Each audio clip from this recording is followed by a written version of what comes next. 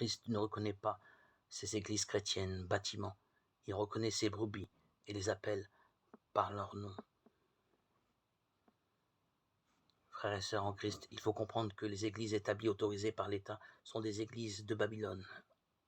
Et tant qu'elles respectent la grande prostituée sur les eaux, elles seront protégées, elles auront des aides de l'État, des avantages fiscaux et autres. Or, que déclare 2 Timothée 3,12 ?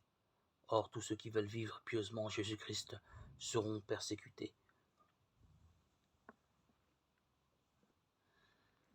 Depuis plusieurs années, il y a un élan, une volonté diabolique de rassembler toutes les églises, toutes les dénominations confondues, derrière des fédérations qui travaillent pour la bête, car il faut être aveugle pour ne pas l'avoir constaté. Quand nous regardons l'enseignement à la lumière des évangiles, elles insultent le Christ. Ces fédérations prêchent l'identité.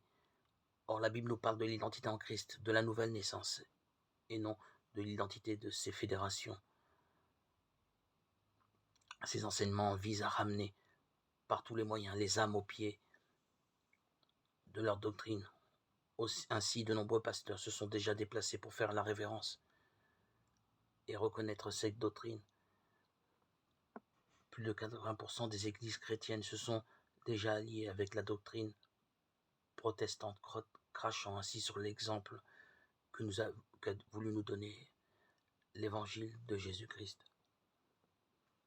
Dans sa parole, Dieu nous parle des dangers de telle alliance, de ces compromis avec des doctrines de démons. La Bible nous invite à tenir ferme dans la foi, de fermer la bouche de ceux qui tentent de renverser le fondement de notre foi en Jésus. Le livre de Galates 1, 6, 7 nous rappelle une vérité fondamentale. Je m'étonne que vous vous détourniez si promptement de celui qui vous a appelé par la grâce de Christ pour passer à un autre évangile. Non pas qu'il y ait un autre évangile, mais il y a des gens qui vous troublent et qui veulent renverser l'évangile de Christ.